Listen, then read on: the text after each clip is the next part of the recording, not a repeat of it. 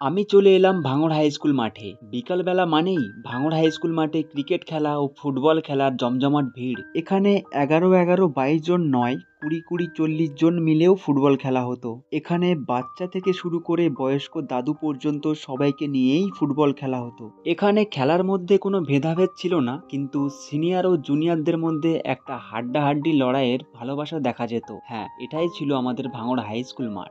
কিন্তু আজ আর কাউকে মাঠে দেখা যায় না। সময়ের সাথে সিনিয়র দাদারা তাদের কর্মজীবনে ব্যস্ত হয়ে গেছে, আর জুনিয়র ভাইরা তাদের মোবাইলে ব্যস্ত হয়ে গেছে। আজও যখন আমরা কোনো মাঠে খেলাধুলা দেখি, তখন মনে পড়ে যায় আমাদের পুরানো দিনের ফুটবল খেলার কথা। আবারও একবার মন ফিরে যেতে চায় সেই খেলার মাঠে। তাই বেশি চিন্তা ভাবনা না করে কর্মজীবনের ব্যস্ততার মধ্যে সময় বার করে এসো সবাই মাঠে ফিরে যাই। আজও ভাঙড় হাই স্কুল মাঠ আমাদের জন্য অপেক্ষায় আছে। ভাঙড় হাই স্কুল মাঠ থেকে খেলাধুলা হারিয়ে গেছে, কারণ আমরা যে পরিমাণে মাঠে সময় কাটিয়েছি, খেলাধুলা করেছি, খেলাধুলার জন্য মায়ের হাতে প্রচুর মার খেয়েছি, যতটা আনন্দ করেছি, বর্তমান প্রজন্ম সেই দিনগুলো হয়তো কখনোই ফিরে পাবে না, কারণ তারা এখন মোবাইলে ব্যস্ত। তাই এসো সবাই মিলে মাঠের খেলাধুলোকে ফিরিয়ে আনি।